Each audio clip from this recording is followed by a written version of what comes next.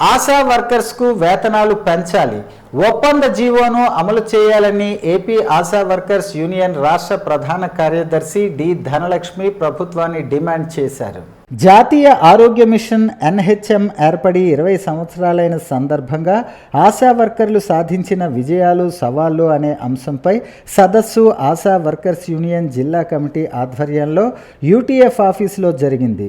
జిల్లా అధ్యక్షులు డి ధనలక్ష్మి అధ్యక్షతన జరిగిన సదస్సును ఉద్దేశించి ఆమె మాట్లాడుతూ కేంద్ర రాష్ట్ర ప్రభుత్వాలు ఆశా వర్కర్లకు కనీస వేతనాలు ఇవ్వాలని, రెగ్యులరైజ్ చేయాలని, చట్టబద్ధమైన సౌకర్యాలు కల్పించాలని, పెన్షన్ ఇవ్వాలని డిమాండ్ చేశారు.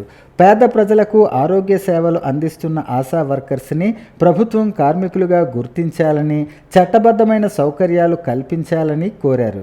జాతీయ ఆరోగ్య మిషన్ స్కీమ్ ఏర్పడి 20 సంవత్సరాలు అయినప్పటికీ ఆశాలకు కనీస వేతనాలు చెల్లించడం లేదని అన్నారు.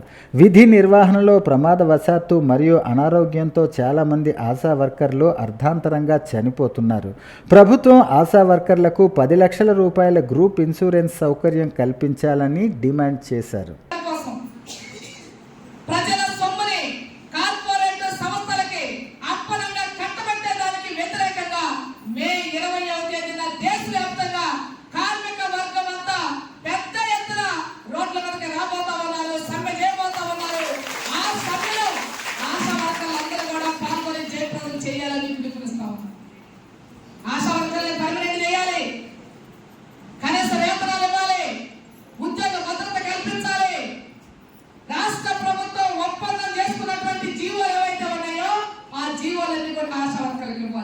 సెలవులు, క్యాన్వల్ లీవ్లు, మెటర్నిటీ లీవ్, మట్టి ఖర్చులకి 20,000 రూపాయలు, 60 ఏళ్ళ నుంచి 62 ఏళ్ళకి వయోపరిమితి పెంపు, ఇన్సూరెన్స్ స్కీము, వీటన్నిటిని కూడా ప్రభుత్వం అమలు చేసే పని. మేము అడుగుతా ఉన్నాం, ఈరోజు ఆశా వర్కర్లు ఈరోజు ఏఎన్ఎంతో పాటు సమానంగా పనిచేస్తా ఉన్నారు. ట్రైనింగ్ లేకపోయినా షుగర్ టెస్టులు చేపిస్తున్నారు, యూరిన్ టెస్టులు చేపిస్తున్నారు.